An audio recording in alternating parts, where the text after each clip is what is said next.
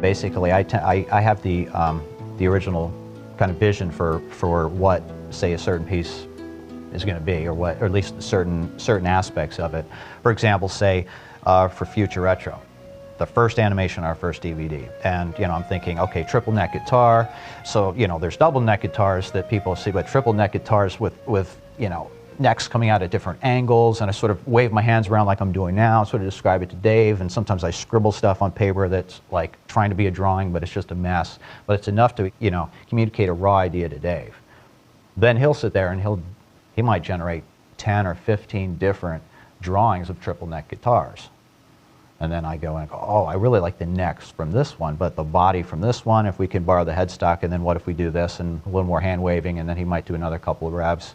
But pretty soon he's going to want to jump into full 3D and start modeling it, because I think he really enjoys modeling and moving things around in 3D more than sitting there and making little marks on a page.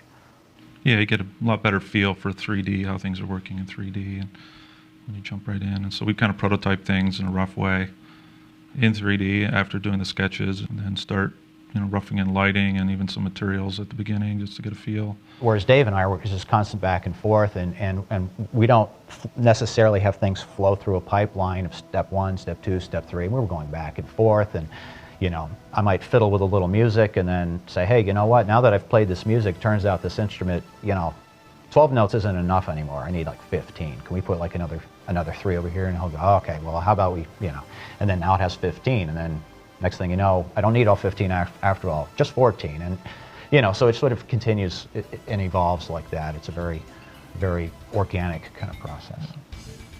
Yeah, we tweak things right till the end. I mean, constantly trying different colors on different things and different lighting. And there's a lot of freedom there. That's a really nice way to work. Dave and I both have a hard time sometimes letting go, so we just want to do one more tweak because we just want to get it really perfect.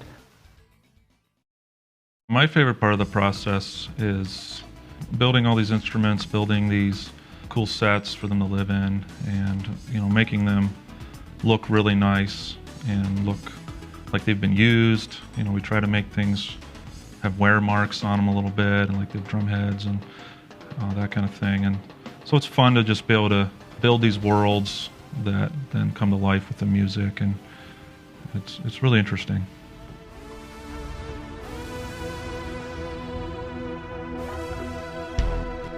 Yeah, I like the part of when we first prototype an individual instrument and we're just rendering the initial tests of it.